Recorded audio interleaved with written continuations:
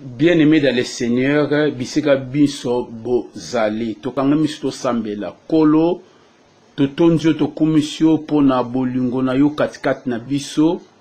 Makasi o pesi biso ya kobele maliboso na libota na yo. Pona kokabwana bango maloba oche na mitema na biso. Na kati ya eleko oyo tozali kokanisa pasika.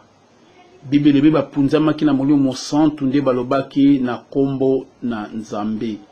Yahweh, je me laisse entre tes mains, utilise-moi comme un simple instrument, afin que je communique ta sagesse infiniment variée à ton peuple. Commence, chemine et termine avec nous au nom de Jésus. Amen. Tozo contient na série na bisha Matthieu sur la Pâque. Le lot to loba sur bénéfice ya liwa na Yesu Kristo. Nini biso ba Kristo. Nini bato balandaka Yesu Kristo.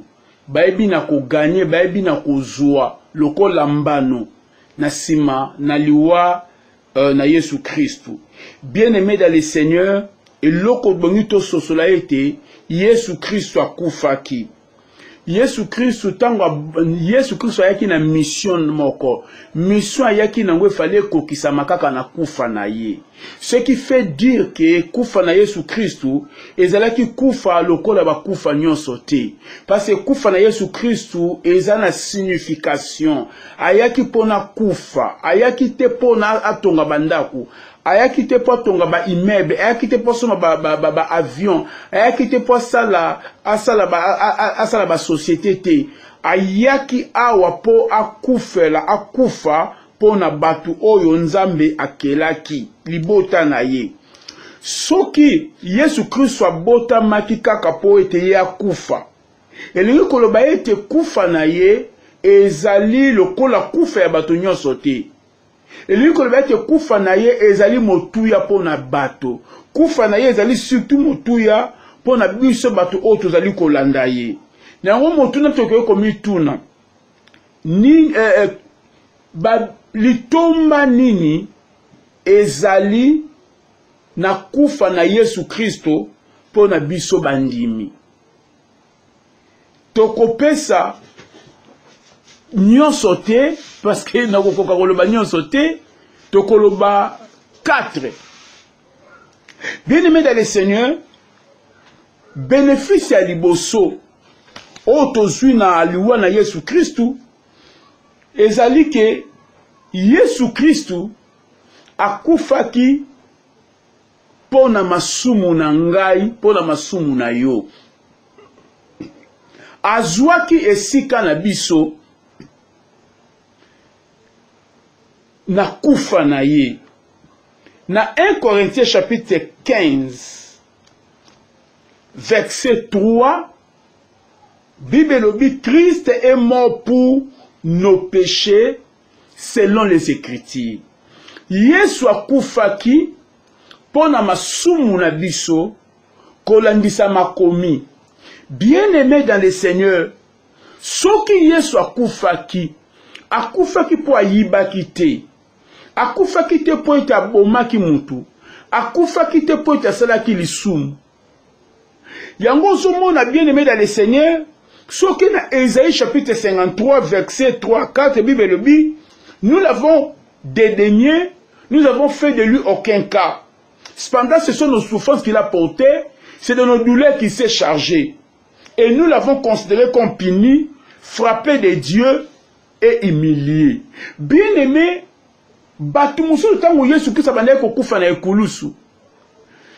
Bato bazaki na époque na ye, bango bazaki na une autre lecture de fait. Pona bango bazaki koloba ete Yesu akufa azaki kufa na Yesu Kristo azaki punition. Etumbu Nzambe apesaki ye po ete ye azwaki esika Nzambe, po ete mibengaki mwana Nzambe, po ete ye blasphemaki, yango Nzambe apesaki etumbu na koboma ye.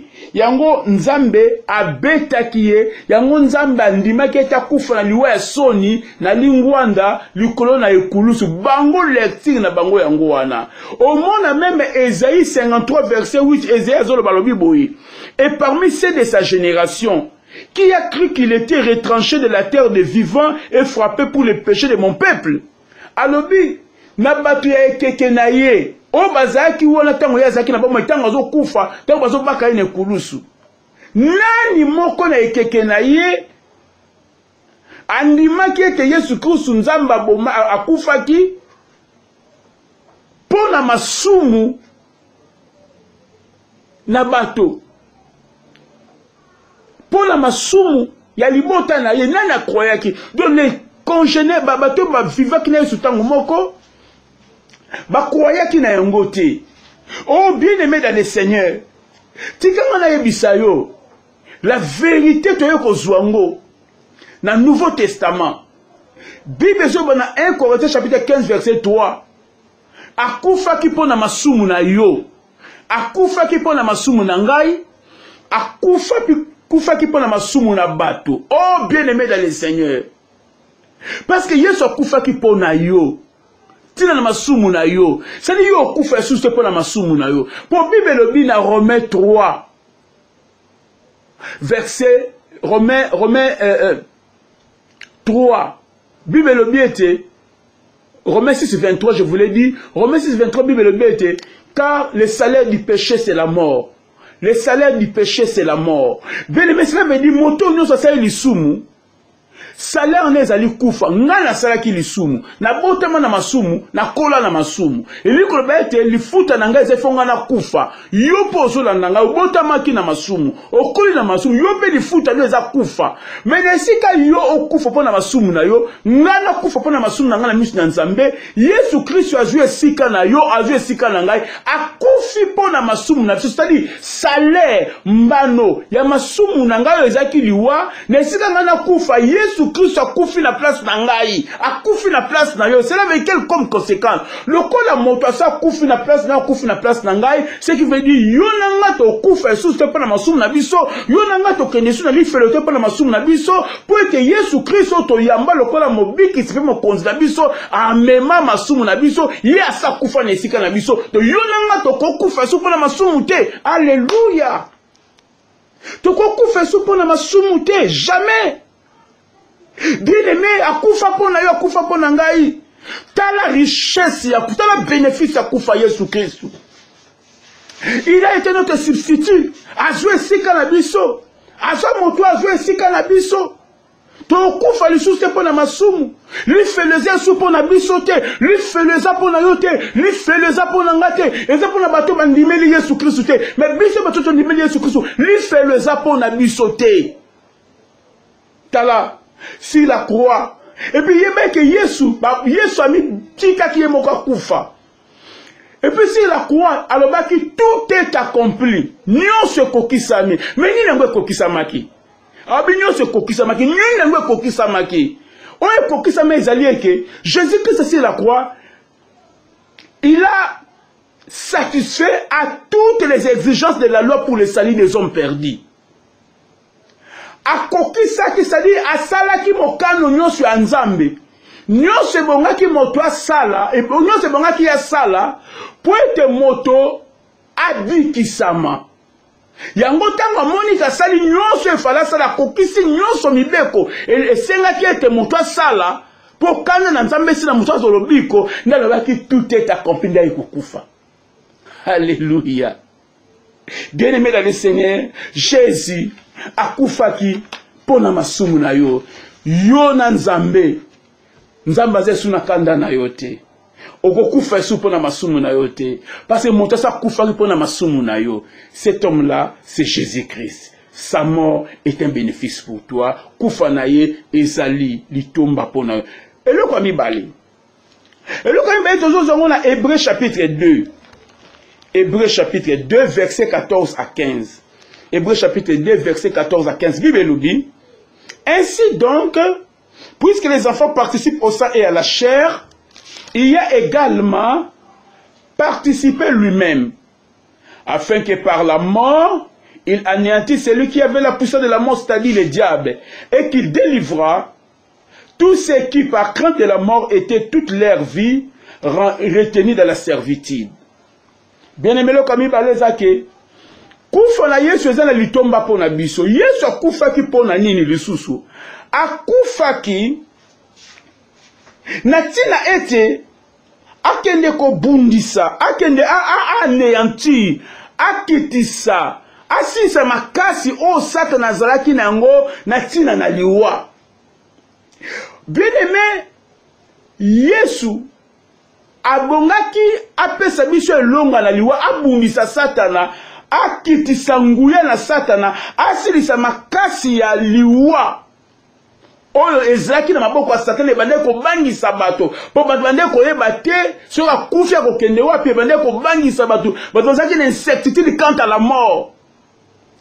Voilà pourquoi Yesu Christu alataki nzoto ya bomoto, azalaki 100% Dieu et 100% homme. Babi pona longa liwa soki azalaki kaka Nzambe alataki nzoto ya bomoto te, akokaki kolonga liwa te, parce que Nzambe akufaka te, Nzambe akokufa te. Donc lokola Nzambe akokufa te, akokaki kobundisa liwa te, akokaki kosisa makasi ya liwa te. Voilà pourquoi Yesu Christu alobaki ete alata nzoto ya bomoto, a participer na nzoto pe na makila, c'est-à-dire alata nzoto ya bomoto. Yango babi ete, et la parole a été faite chair. Liloba, et la parole s'est faite chair, et la parole s'est faite chair. Et liloba, et lataki nzoto. Et lataki nzoto, c'est-à-dire il a participé à la chair et au sang. Pourquoi comme un moutou? Exactement, ce qu'on comme un moutou, nde okoki kokufa. Alors lokola komaki mutu ne permettait que sikoya kufa po ete abundisa Satana na terrain na ye. Terrain ya Satana ezaki la mort. Alors Yesu alaki nzoto ya moto po akota na terrain ya Satana, abundisa ye na terrain na ye, pe asilisa makasi na ye o azali kodondwa nango ezaki ete na koboma, na koboma, na koboma. Nde Yesu alandi ye na mokili, alandi ye bisika azalaki, alandi ye abundi na ye na nzela ya kufa, pe anéanti bokonzi Satana azalaki na yango. Oyebande kobangisa bato. Yango ko mwana Nouveau Testament, bato lokola ba Etienne, bato basi mabanga ba huba bambaye, ya moni na likole fungwami. Azoganga bi, je vois les ciels ouverts et je vois Jésus-Christ assis à la droite de Dieu. Ah, bato ba tombo ki ba bambie mabanga. Ayemeke bazo bomaye, mabanga kité. Pourquoi? Parce que Yesu a sa délivrer qui déjà bato nyonso bazala ko banga liwa. Alléluia, tikanzamba zo lokumu. Tika Nzamba zo lokumu, Yesu asilisa bokonzi ya liwa, anéantir yango. Oh mo Kristu ko banga liwa te. Mo Kristu ko banga liwa te, ko sede te, ko boya Nzambe na yo te, pona ko banga liwa. Ato kufi, atana kufi. Nazo kende na présence ya Nzambe na ngai. Troisième raison.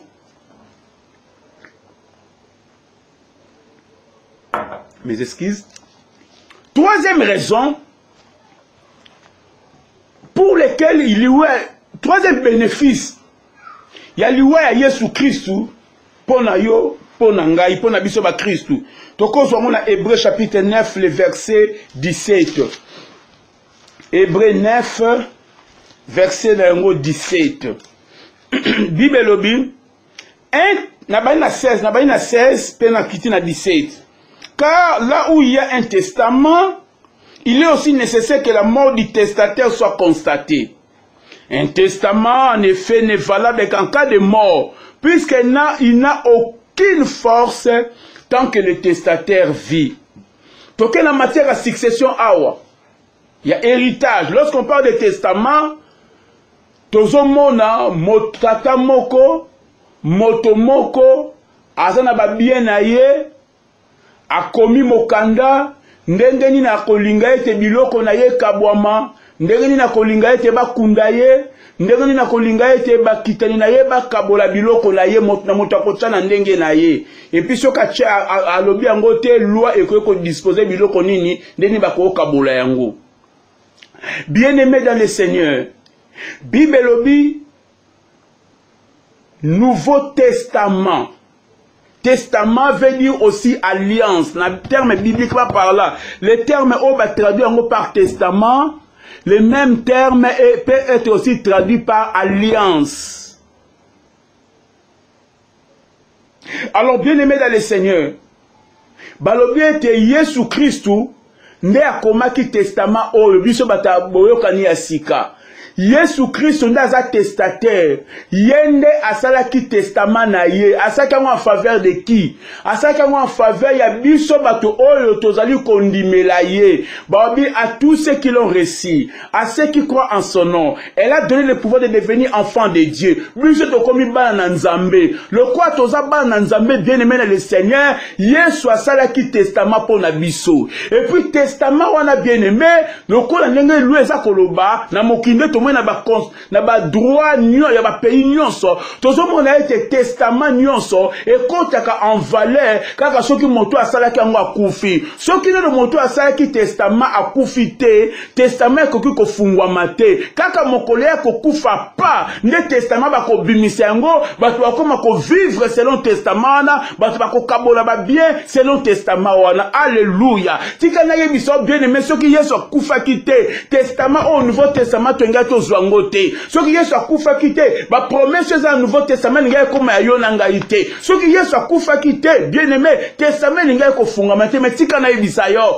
uta 2000 ans sur la croix de Golgotha Yesu akufaki lokola akufaki yo ze héritier na ye ngana za héritier na ye bien aimé dans le Seigneur toza linganga ya héritier na ye lokola toza ba héritier na ye c'est que testament se fungwama et de cela plus de 2000 ans testament fungwama o nyonso zali ah lokola ba promesse et comme ba promesse na yo okobanga te tala Yesu lo biete lokola na kepa ya tata bokosala ba miracle koleka ngai ozo so yango to kosala ba miracle koleka parce que cela veut dire quoi miracle via miracle puissance na ye akena ngo tatikeli yango biso to kobikisa ba beli to kosala bikamwa to kosala makama ndenge na ndenge il s'est fait pauvre pour nous enrichir richesse wana bien aimé to kozwaki yango wuta ye akufaki parce que lokola kufaki bilaka nyonso eza na Bible ekomi ya yo ekomi yanga mutu abangisa yo te oh bien aimé soko comprendre boye okotanga Bible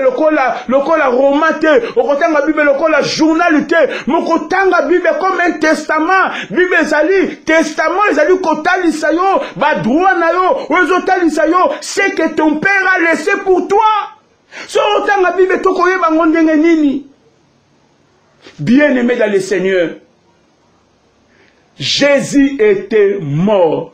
Parce qu'il est mort, le testament est ouvert. Parce qu'il est le testataire est mort, le testament est ouvert. Et toujours vivre, nazo croire, nazo ndima, que Yesu akufa, pe nazo ndima. Et le testament, ezeko fungwama pona ngai, pe nakobika moko na moko oyo Yesu alobaki pona ngai. Nakobiko mokile lobite, nakobiko famille na ngai lobite, nakobiko banguna na ngai balobite, nakobika masuma bakoko na ngai te, nakobika malédiction transgénérationnelle te, nakobika oyo ekomama na Bible parce que Yesu akufaki testament fungwami ngana vivre oyo ekomami na Bible na ondima ke yo poko vivre oyo ekomami na Bible nzamba pambola yo afungola yo misu okoma kotanga Bible ondima nyonso ekoma na Bible obanda kotyango na misala obanda ko réclamer yango pe monguna kobanga yo.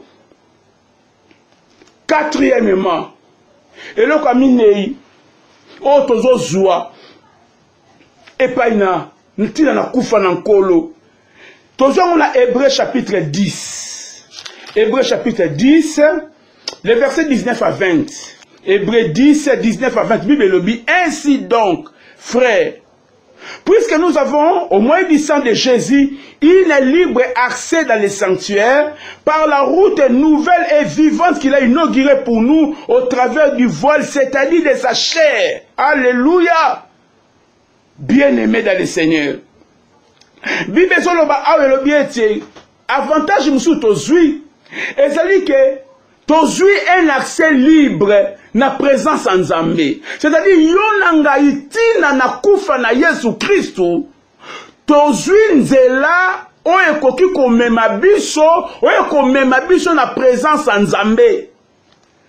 Oh bien-aimé dans le Seigneur, tika na yebisa yo tangu Adam na Ève basalaki lisumu Bible ezotalisa biso eke Nzambe abenganaki bango na présence na ye abenganaki bango na jardin d'Eden et tango abengani bango atiaki ba keluba mibale, ba chérubin mibale, o ba simbaki ba épée na bango bazali ko agiter yango. Pour empêcher Adam et Ève ba kota lisusu na jardin, ba bengana ki bango na présence en Nzambe. Et depuis lors, le chemin de la présence de Dieu était fermé pour l'homme. Pourquoi? Parce que l'homme était corrompu. Muta bebi samaki na lisumu. Donc comment on attend Moïse a eu révélation par une Nzambe pour ça la tabernacle. Na tabernacle comment on a na 3 parties, les parvis, les lieux saints et les lieux très saints. Mon monde a bien aimé entre les lieux saints et les lieux très saints, bachaki rideau. Et na quatre lieux très saints, tout ça qui na arche de l'alliance symbolisant la présence de Dieu. À l'intérieur, il y avait des chérubins qui avaient déployé leurs ailes. Et na quatre, il y a arche, bachaki mane, na kati, échantillon mane, et puis bachaki verge à Moïse, et botaki mboumana, et la contestation. Maintenant là, voile moko ezaki liboso, ya bleu, voile wana ba broda ki ba chérubin, bachaki maza ba chérubin, pourquoi? Pour la kotalisa mosambeli, souverain sacrificateur, keba, nzele ya kokote na présence de Nzambe ya kokangama. Et Bible bisabiso, souverain sacrificateur, azayi kokote na présence de Nzambe c'est mambala moko. Nambula momanda kotaka mbala moko. Pourquoi? Pour chemin ezaki mortel. Ce qu'on a compte à bikote le ko kufa. Ce qu'on continue faut ko kufa. Yo souverain sacrificateur compte 3 faut ko kufa, compte 5 faut ko kufa. Azana doko kotaka une fois parce que c'était un chemin de la mort. Alléluia. Même temps où temple à Salomon, les deux autres temples, après que va tomber, bouka temple à Salomon, les deux autres temples, c'est-à-dire les 3 temples construits, n'a même laissé les monts Morisha. Bible que même dans les temples, presque la même structure, qui lieu saint, qui séparé d'un lieu très saint. D'ailleurs, cette fois-ci, dans le temple à l'époque de Jésus, il n'y avait même pas Arche Alliance César Nangote, Arche Alliance c'est Bunga Inango. Nous parlons peut-être dans la matière, Arche de l'Alliance César Nangote. Il y avait un vide là-bas. Alors, bien aimé dans le Seigneur, même à toi, il va quitter. Bible dans Matthieu chapitre 27. Matthieu chapitre 27. Matthieu chapitre 27, verset 51, 50 à 53. Matthieu 27, 50 à 53. Bible lobby. Jésus poussa de nouveau un grand cri et rendit l'esprit. Et voici le voile du temple se déchirant en deux, depuis le haut jusqu'en bas. La terre trembla, les rochers se fendirent, les sépulcres s'ouvrirent, et plusieurs corps des saints qui étaient morts ressuscitèrent. Étant sortis des sépulcres, après la résurrection de Jésus, ils entrèrent dans la ville sainte et apparurent à un grand nombre de témoins. Et ça m'a comme ça les mains qui t'ont oublié sur Kati Motema. T'as oublié sur Kati Motema, le Kaboso Bibe Biso, voile, il y a tempelo. Rideau bandaki ko kabola, lié saint avec les lieux très saints. Rideau ezalaki kolakisa batu ke bino bato bokoye kokota na nzela nzambe pamba te parce que linzela na kufa. Bible lobi rideau ane katanaki. Alléluia. Babi katanaki katana ndengeni babi katanaki wuta likolo. E katani wuta likolo tina se ne rideau na yeko katana. Poni le katanaki likolo pe la se. E katanaki juste pour na kolakisa na batu ete. Pour d'abord, et qui le colo tina se, non pas na se qui non le colo, et katema qui le colo tina se pour na kolaksa batuete, ko pasuka rido aneza qui ne mokalo na nzambe, nzamba linga qui était, yena bato bakoma kokuta na à tout moment et que bango balingi. Nzamba linga qui yena bato bakuta na à tout moment o eling bato balinga ki, yango rido katana ki ezali nguya na nzambe, nde kataki rido oyo ezali ki nguya ya motote. Balinga mikati na nkolo. Landanga malamu. Oh bien-aimé dans le Seigneur. Rideau ne katanaki. Elingi koloba ete alliance, ancienne alliance sili. Le fait que rideau de katana que ça koloba ete boyoka na kalese suna nguya te etikanga na ebisa yo mokolo wana bato bazaki na tempelo talo bamoni rideau katani babito mona oto mona kateza kasima na rideau bamoni que sima na rideau en principe il y avait rien, il y avait même pas d'arche. Oh, quelle était leur déception, quelle était leur déception, il y avait pas d'arche. Alors tikanga na ebiso mon frère ma sœur, rideau et tempelo si et katana yo nanango azako somba batu bazo kende na ba wenze baso na ba rideau ya sika po ba chango ba laksa batu kaka ete yenda za médiateur entre yibatu na nzambe entre bandimi na nzambe pasteur moko za médiateur azate prophète moko le belanga batu po na nzambe azate. Oui, ton pasteur peut prier pour toi, oui, le serviteur de Dieu peut prier pour toi, mais azaka ka yete ndaza na monopole ya kokota na présence en nzambe yo po koki kokota na présence en nzambe ngape na kokota na présence en nzambe moto nyonso andimeli Yesu Kristo akoki kokota na présence en Nzambe pour être le voile du temple si et katana yoka mabomba mi obi bezoloba balobi ete tangu Yesu Kristo akufaki quelque chose se passa si le plan spirituel balobi que par sa mort ndeto tangaki na hébreu babi il a inauguré. Parce que nous allons que nous n'avons pas un Nzambe, nous allons à tabernacle, nous allons à temple.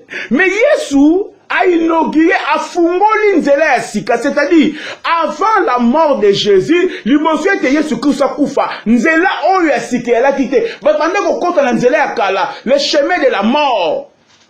Mais quand Yesu Christ a koufi, a Fungoli Nzela Sika, une nouvelle route Nzela Sika, c'est-à-dire Nanzela na kolo Yesu bomo ina yezali voile apasola ki voile wana na kata nzoto na ye pona pesa biso nzela ya sika nzela oyo Moïse aleka na ngote nzela oyo kokuta nzambe Aaron aleka na ngote nzela oyo Elisa aleka na ngote nzela oyo prophète Elia aleka na ngote nzela oyo bango bayebi ya ngote bato nyonso baya avant jusqu'à la croix. Avant la croix, bayebi nzela ote. Mais yo nangai, toye après la croix, toyebi nzela oyo.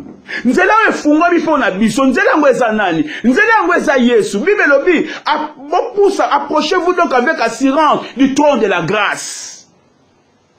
Cela veut dire, moi nanzambe nyonso bisiko zali. Ce qu'on tombe de ma boko zo bondela au continue la présence en Nzambe. Oza na kata vie, oza na kata bateau, oza na chambre, oza même na cimetière, oza même na douche, oza même na zamba, oza même na bangomba. Bisika nyonso zali, bien aimé, okoko tombola mungongo, okoti pe mbala moko na présence en Nzambe, parce que Jésus Christ, il est le chemin, la vérité et la vie. C'est lui le chemin qui mène à Dieu. Voilà la route nouvelle. Et bah bien une nouvelle route nouvelle et vivante. Et ça route ya liwate. Et ça dit nzela zo me liwate. Et ça nzela ya bomoi. C'est-à-dire motoka que leka par Jésus Christ akuta na nzambe pe akufa te. Et ko salema te. Ce qui bango bande ko konta na nzela ya kala une fois souverain sacrificateur. Ando konta une fois l'an. Mais biso na nzela o ya sika, na nzela o eza vivante. To konta une fois par an te. Na mokolo moko na ko konta autant de fois que je vais. Je peux prier à 6 heures, à 7 heures, je peux prier à 8 heures, je peux prier à 11 heures, je peux prier à 15 heures. Et talika kangai autant de fois na lingi na kota parce que porte tikala libre voit les actes pe nanzela oyo sa fungola nanzela nzoto na ye nanzela voile na ye na kokokota okokokota. Alléluia. Yango mi bébé sa mission conseil, approchez-vous donc avec assurance. Te pousse en assurance du trône de la grâce. Nous ne nous approchons pas du trône de la condamnation. Parce que Yesu ça si sakana na Nzambe. Donc ton koki kokota na présence en Nzambe sans craindre, sans avoir peur. Pour nini yo banga ka kosambela. Okanisa ka Nzambe ko yoka yote pourquoi? Il va t'écouter. Nzela si ke fungwami. E fungwami pona yo. Bondela. Côté la présence en Zambé, tango nyonso, quels que soient les problèmes, kobanga te, yesu akufaki, pona fungola nzela pona yo, nzambe ayoka batuka te soza l'église, nzambe ayoka batuka soke Jérusalem, nzambe ayoka batuka te na ngomba, bisika nyonso zali, nzambe akoyoka yo, pwete Yesu Kristu afungola nzela, o azaka nzamba ngomba te, azaka nzambe esobe te, azaka nzamba chambre te, azaka nzamba église te, azaka nzamba zamba te, azaka nzambe ya bisika nyonso, pwete nzela ya que fungwama na nzela na Yesu Kristu soko leki okoti par Yesu Kristu okokutana na nzambe yango Yesu alobaki nakei na likolo epe tata na bino tata na ngai pe tata na bino oazaki tata na Yesu akoma pelelo tata na biso. Oh bien-aimé, tu as bien fait de choisir Jésus. Tu cas dans la foi chrétienne cause la séduité croire na ba vérité oyo tanga Biblia, oh ezali testament ça qu'on révèle tout ce que ton père, tout ce que ton Dieu t'a laissé. Tika nzambe apambola yo, bonne fête de Pâques. Prions. Seigneur, je viens prier pour ton peuple qui a écouté ces messages. Ma prière est que sa foi soit fondée sur ces choses. Tu nous as montré que tu es mort à notre place. Nous ne mourrons plus jamais à cause de nos péchés. Nous ne mourrons plus jamais à cause de nos iniquités parce que tu as été notre substitut. Oh, tu as inauguré une voie, une route vivante, une route nouvelle et vivante.